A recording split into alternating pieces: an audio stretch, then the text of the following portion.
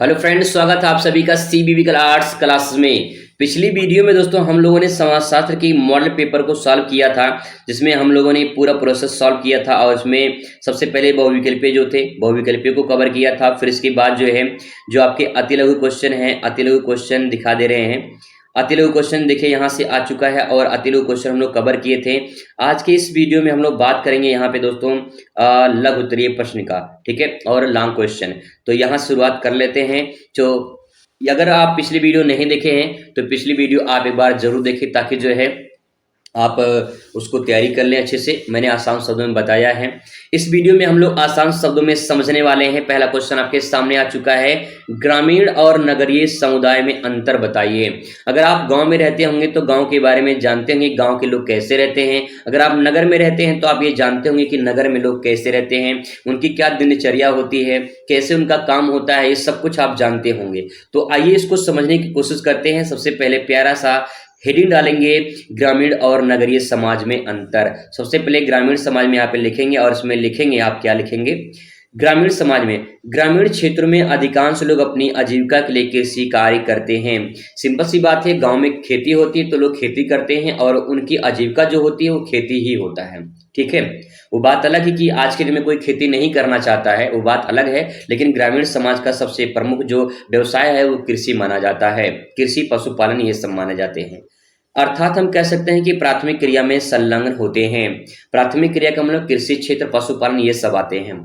ग्रामीण क्षेत्र में रीति रिवाज पर अधिक महत्व दिया जाता है। जो भी रीति रिवाज होते हैं बहुत अच्छे से फॉलो करते हैं, कि जो भी परंपराएं होती हैं उसको नियम से फॉलो करते हैं। कोई रीति रिवाज होता है उसको अच्छे से निभाते हैं। ये ग्रामीण समाज की पहचान होती है। नेक्स्ट है, ग्रामीण समाज में संयुक्त परिवार देखने को मिलता है। आज भी आपको ग्रामीण समाज में संयुक्त परिवार यानी कंबाइंड परिवार देखने को मिल जाएगा, लेकिन नगरों में, शहरों में ऐसा नहीं होता है। बात करते हैं नगरीय समाज में, तो नगरीय समाज में लिखेंगे, नगरीय समाज में अधिकांश औद्योगिक सेवा क्षेत्र में जुड़े होते हैं। हम कह सकते हैं कि यहाँ पे द्वितीयक और तृतीयक क्षेत्र में लगे होते हैं। द्वितीयक का मतलब उद्योग होता है और तृतीयक का मतलब सेवा यानी सर्विस होता है। ये कुछ ऐसे सेक्टर होते हैं जहाँ पे लोगों को रोजगार प्रदान होता है। नेक्स्ट यहाँ पे आप लिखेंगे कि यहाँ पे रीति रिवाज पे कोई महत्व नहीं होता है, बिना रीति रिवाज के भी काम हो जाता है, ठीक है। नेक्स्ट है, आगे लिखेंगे इसमें, नगरीय समाज में एकल परिवार पर देखने को मिलता है। यानी जो नगरीय समाज है वहाँ पे एकल परिवार मतलब पूरा एक फैमिली अपना घर बनवा के रहती है। वहाँ पे किसी दूसरे फैमिली से मतलब नहीं होता है, अपने फैमिली से ही मतलब रखा जाता है, ज़्यादातर ऐसा देखने को मिलता है। तो ये पॉइंट हो गया आपका नगरीय और ग्रामीण समाज में अंतर। बात करते हैं अगले क्वेश्चन पर। अगला क्वेश्चन आपके सामने यहाँ पे है, जातिवाद क्या है? जातिवाद को नियंत्रण करने के लिए सुझाव दीजिए। बहुत ही मोस्ट इंपॉर्टेंट क्वेश्चन है, आप इसको हाईलाइट कर लीजिए। आपके पेपर में देखने को मिलेगा कि जातिवाद क्या है, जातिवाद कैसे नियंत्रण किया जा सकता है। आपके हिसाब से क्या लगता है, जातिवाद खत्म हो सकता है या नहीं हो सकता है? बहुत सारी समस्याएं हैं, बहुत सारी प्रॉब्लम है जातिवाद को लेकर। तो आइए अभी डिटेल में समझेंगे तो आपको क्लियर कुछ हो जाएगा। सबसे पहले यहाँ पे लिखेंगे इसका उत्तर, जातिवाद। जातिवाद से तात्पर्य अपनी जाति को सर्वश्रेष्ठ मानने और अपनी जाति के लोग के हित के विशेष के बारे में ध्यान रखना या सोचना है। बहुत सिंपल सी बात यह है, मान लीजिए कोई एक जाति ए है, मैं किसी जाति का नाम नहीं लूंगा यहाँ पे, नहीं तो भाई नाइंसाफी होगी। मान लेते कोई जाति ए है, कोई जाति बी है, ठीक है, कोई जाति सी है।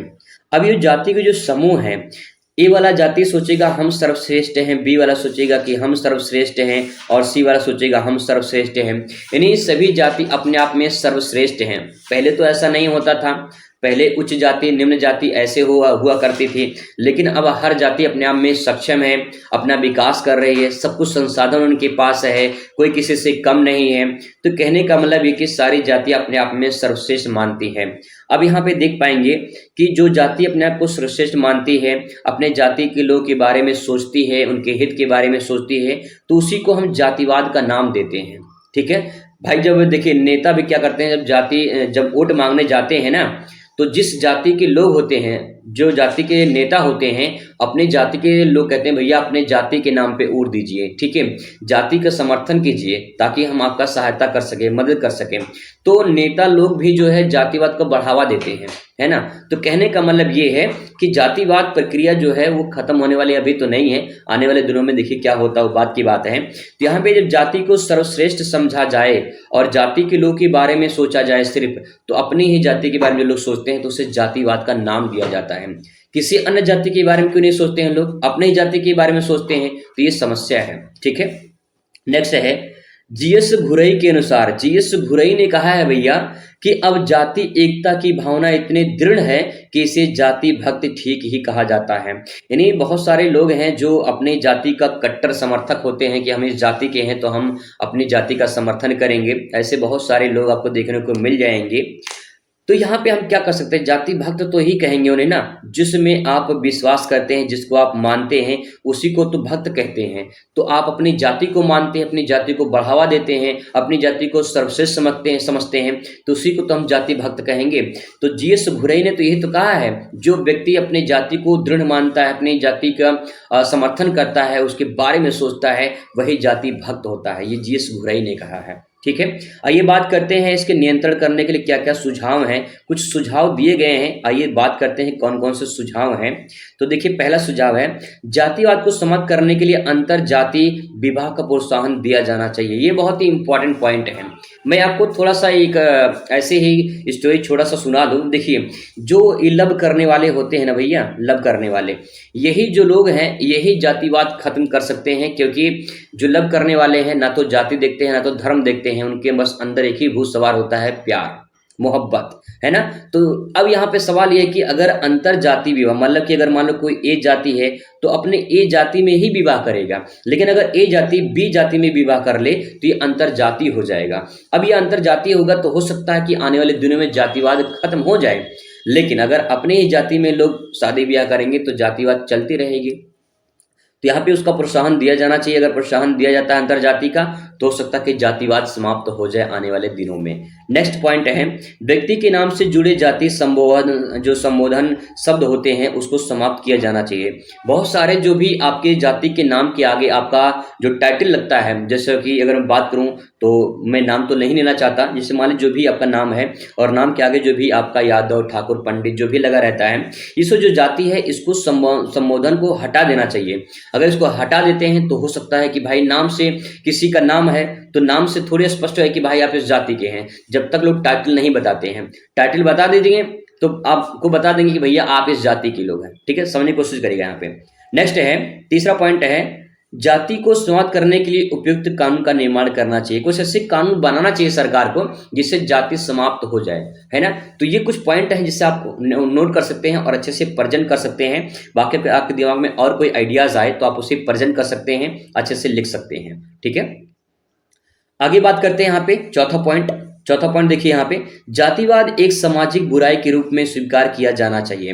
भाई जातिवाद क्या है, सामाजिक बुराई है, सामाजिक बुराई में ही जो है पनप रही है, और ये जातिवाद अगर खत्म हो जाए ना तो सब कुछ, बहुत कुछ हो जाए, बहुत कुछ और आसान हो जाए समाज में। कोई ऊंच नीच की भावना ना हो किसी के अंदर, कोई ऐसी भावना विकसित ना हो कि वो उस जाति का है, उस जाति का है, मैं उसका हाथ का पानी नहीं पीऊंगा, मैं उसके घर खाना नहीं खाऊंगा, ऐसी प्रक्रिया देखने को ना मिले। तो अगर जातिवाद पूरी तरह से समाप्त कर दिया जाए तो ये सामाजिक जो बुराई है ये खत्म हो जाएगी। नेक्स्ट है पांचवा, जातिवाद की धारणा बचपन से ही बच्चों के दिमाग में बैठा दी जाती है और जिससे वह आगे चलकर कट्टर हो जाते हैं। भाई सिंपल सी बात है, जो जिस जाति का है, जैसे बच्चा है, अब ये बेटा क्या हुआ बेटा, तो जैसे बच्चा है, अब ये बच्चे का अगर मैं टाइटल इसके नाम, मैं अपना टाइटल अगर इसके नाम के साथ जोड़ दूं तो उस बच्चे का आगे चलकर अपने टाइटल वही आगे बनाएगा, और फिर इसके बाद जो है यही बच्चा आगे चलकर जो है एक अपना उस जाति संबंध तक कट्टर हो जाएगा कि मैं इस जाति का हूं। लेकिन अगर मैं टाइटल हटा दूं तो आने वाले दिनों में इसको ये नहीं पता चलेगा कि मैं किस जाति का हूं। हालांकि पता तो चलेगा कि मैं इस जाति का हूं, लेकिन जो टाइटल रहेगा उससे कोई अन्य लोग नहीं जान पाएंगे किस जाति का है, ठीक है। तो समस्या हो जाती है यहाँ पे कि अगर जो है बच्चे के दिमाग में जब उसे बैठा दिया जाता है, ठीक है। नेक्स्ट आपके सामने है क्वेश्चन, आगे क्वेश्चन आपके सामने है, सामाजिक परिवर्तन के दो प्रमुख सिद्धांतों का वर्णन कीजिए। तो सामाजिक परिवर्तन के दो प्रमुख सिद्धांत का वर्णन, क्या है सामाजिक परिवर्तन के सिद्धांत, आइए देखते इसको समझने की कोशिश करते हैं। रेखीय सिद्धांत। रेखीय सिद्धांत में बात करें, इस सिद्धांत का मुख्य प्रवर्तक हर्बर्ट स्पेंसर के अनुसार इन्होंने कहा है, सामाजिक परिवर्तन धीरे धीरे सरलता से जटिलता की ओर कुछ निश्चित स्तरों में गुजर कर होता है। यानी सिंपल सी बात कहा इन्होंने, सामाजिक स्तर में जो परिवर्तन होते हैं वो सरलता से जटिलता की ओर जाता है। मैंने आपको बताया कि अगर आप जो है आप 10 साल 15 साल पहले देखे समाज में लोग कैसे थे, आज के लिए में समाज के लोग कैसे हैं, यानी अब जो यहाँ पे देखने को मिल रहा है समाज में लोग अपने अपने से मतलब रखते हैं, कोई किसी का भला नहीं चाहता है ना। तो कहने का मतलब ये है कि अब सरलता से जटिलता की ओर जा रहा है और कुछ निश्चित स्तरों से गुजर रहा है। ये पॉइंट आप यहाँ पे नोट कर सकते हैं, ठीक है। आगे लिखेंगे इसमें, यह सामाजिक परिवर्तन का वह रूप है जिसमें परिवर्तन की दिशा सदैव ऊपर की ओर होती है। मतलब हमेशा समाज ऊपर की तरफ भागता है, नीचे नहीं जाता, ऊपर की तरफ भागता है, यानी एक ही क्रम में विकास है और एक ही दिशा में निरंतर होता जाता है। तो सिंपल सी बात यह है कि परिवर्तन हो रहा है और समाज में जो परिवर्तन हो रहा है वो एक रेखा में चलता है, ऐसे करके रेखीय सिद्धांत है ना यहाँ पे, तो एक रेखा में चलता है। और रेखा में चलने का मतलब यही है कि एक दिशा में और समाज जो है एक ही विकास के क्रम में भाग रही है। नेक्स्ट यहाँ पे लिखेंगे, आगे है यहाँ पे चक्रीय सिद्धांत। चक्रीय सिद्धांत का मतलब जो है अब चक्र में चलने वाला है, ठीक है। जैसे देखिए, इस सिद्धांत का मुख्य प्रवर्तक पेरेटो सोरोकिन है, जो सामाजिक परिवर्तन की दिशा को चक्र की भांति मानते हैं। उनका मत है, समाज में परिवर्तन का एक चक्र चलता है, जहां से हम प्रारंभ होते हैं वहीं पर पहुंच जाते हैं। यानी पृथ्वी गोल है भैया, तो सिंपल सी बात, अगर यहाँ चले हैं तो यहीं पे घूमकर यहीं पहुंच जाएंगे। इसका मतलब ये कि जो भी समाज में होता है वो चक्र की तरह चलता है, ठीक है। नेक्स्ट बात करते हैं, आपके सामने 24 नंबर क्वेश्चन आपके सामने आ चुका है। जाति को परिभाषित कीजिए तथा इसकी प्रमुख विशेषताओं को बताइए। तो जाति क्या है, अब समझना है जाति क्या है भैया। तो चलिए जाति समझते हैं और इसकी विशेषताओं का उल्लेख करते हैं। सबसे पहले बात करेंगे जाति के बारे में। जाति आखिर है क्या? सामाजिक स्तरीकरण का एक रूप जाति व्यवस्था है। सामाजिक स्तरीकरण का मतलब ये, समाज में स्तर होते हैं, ठीक है, उस स्तर का एक जो है रूप जाति व्यवस्था है। इसमें लिखेंगे, इस व्यवस्था में व्यक्ति की स्थिति जन्म पर निर्धारित होती है, अर्थात जन्म पर आधारित होती है। जो जन्म जो आपका जाति है वो जन्म पर आधारित होता है, ये माना गया है। और जो व्यक्ति, जो बच्चा जिस जन्म पर जिस जाति में जन्म ले लिया, उसकी जाति उसके साथ जुड़ जाती है और वही जो जाति है वो जन्म पर आधारित हो जाती है, ठीक है। ये तो बात होगी इसकी परिभाषा के, थोड़ा सा और देख लेते हैं यहाँ पे। जाति शब्द का अंग्रेजी में कास्ट कहा जाता है, जिसका हिंदी रूपांतर है जाति। पुर्तगाली शब्द के कास्टा से बना है, यानी जो हिंदी शब्द जाति है, अंग्रेजी शब्द कास्ट है, और कास्टा जो है ये कास्टा से बनी हुई है, जो कि पुर्तगाली शब्द है। इस शब्द का अर्थ होता है नस्ल या जाति या भेद के नाम से जानते हैं। ये तो बात होगी जाति का शाब्दिक अर्थ। आइए बात करते हैं यहाँ पे परिभाषा के। मजूमदार ने कहा जाति एक बंद वर्ग है। जाति एक बंद वर्ग है, ऐसा क्यों कहा है? तो देखिए भाई, सिंपल सी बात है, जिस जाति में आप पैदा हुए वही जाति आपके साथ जुड़ गई, और जो जाति आपके साथ जुड़ी है वही एक तरह से आप उसमें बंद हो गए हैं। अब दूसरी जाति आप अपना नहीं सकते हैं, तो समाज उसको स्वीकार नहीं करता अगर आप अपनाते हैं तो। कहने का मतलब ये है कि एक द्वार है यहाँ पे, ठीक है, एक द्वार है, और इस द्वार में अगर आप प्रवेश करके अंदर पहुंच गए तो आप उसमें बंद हो जाएंगे, यानी जाति एक बंद वर्ग है, ये माना गया है। बहुविकल्प में भी ये सवाल पूछ लेता है कि जाति एक बंद वर्ग है, किसने कहा है? मजूमदार ने कहा है। अगर इनकी विशेषता की बात करें दोस्तों, तो विशेषता आप दे सकते हैं, जाति जन्म पर आधारित परंपरा है। ये सिंपल सी बात यह है, जाति जन्म पर आधारित परंपरा है। दूसरा है खान-पान में प्रतिबंध है। खान-पान पर प्रतिबंध का मतलब ये है कि जैसे उच्च जाति होती है, निम्न जाति होती है, मध्यम जाति होती है। आज तो थोड़ा सा कम हो गया है छुआछूत, लेकिन पहले छुआछूत बहुत ज़्यादा था। तो अच्छा खाना या फिर जो है पानी पीने की भी जो है अनुमति नहीं थी, ऐसी कुछ जातियाँ थी। तो यहाँ पे ध्यान रखना, खान-पान पे प्रतिबंध होता है, ये भी पॉइंट इंपॉर्टेंट है, ध्यान रखेंगे इसको। पेशों की निश्चितता।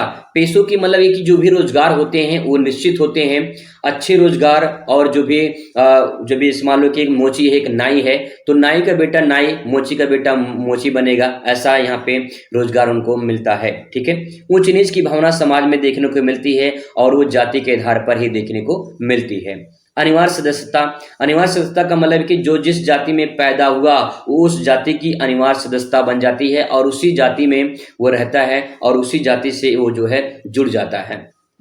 अंतर्विवाही समूह, अगर मान लो कोई ए जाति का है तो अपने ए जाति में विवाह करेगा, बी जाति में विवाह नहीं करेगा। तो जो जाति होती है वो अंतर्विवाही होती है, मतलब अपनी जाति में लोग विवाह करते हैं, तो ये भी तरह से देखा जाए उसकी विशेषता हो जाएगी।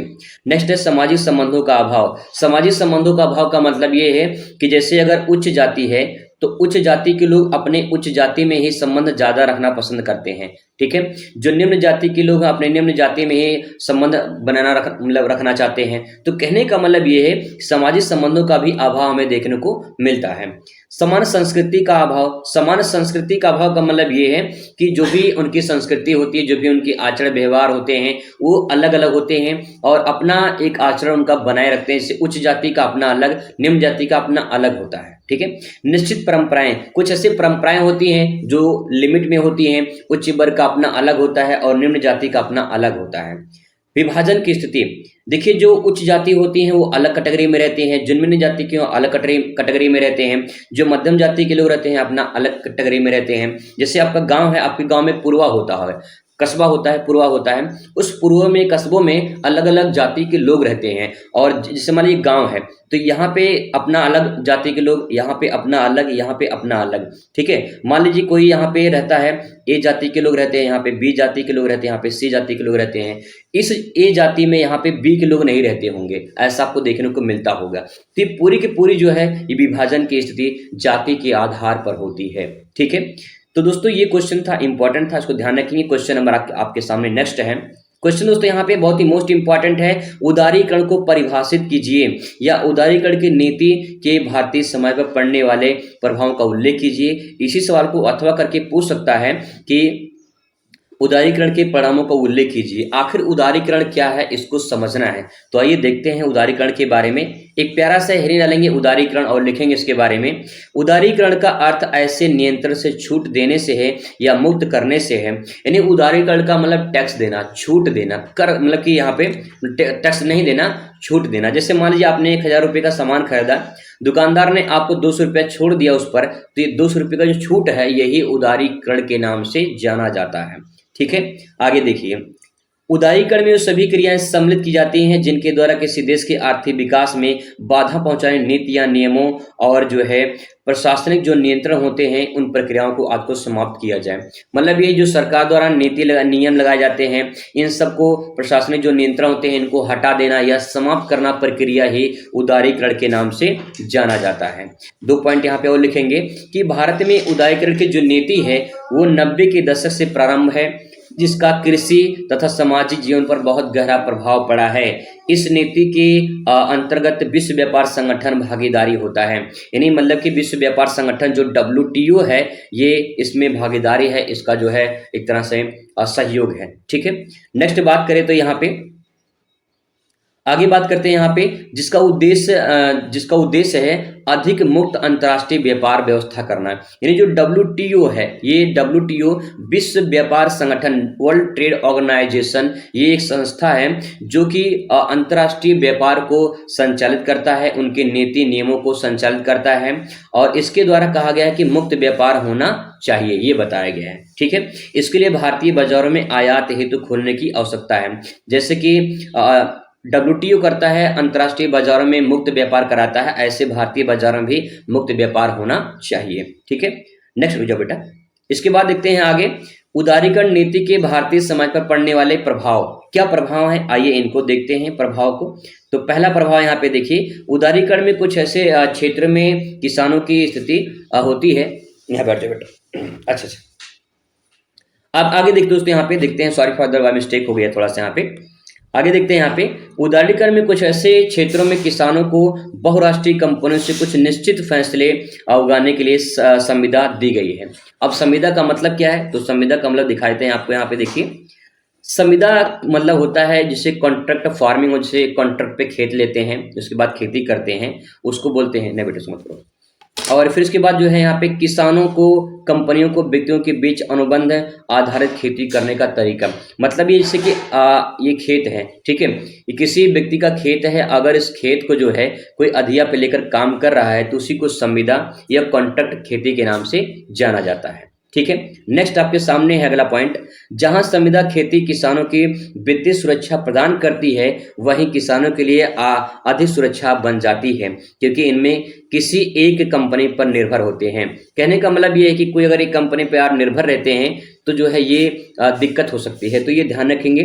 ठीक है, नेक्स्ट पॉइंट आपके सामने है, क्वेश्चन आपके सामने है कि संविदा खेती की समाजशास्त्रीय महत्व ये है कि बहुत सी व्यक्तियों को उत्पादन प्रक्रिया से अलग करती है। ठीक है, इसने साड़ी क्षेत्र के एकाधिकार को कम कर दिया है तथा संविदा रोजगार से अस्थायी रोजगार में कमी आई है।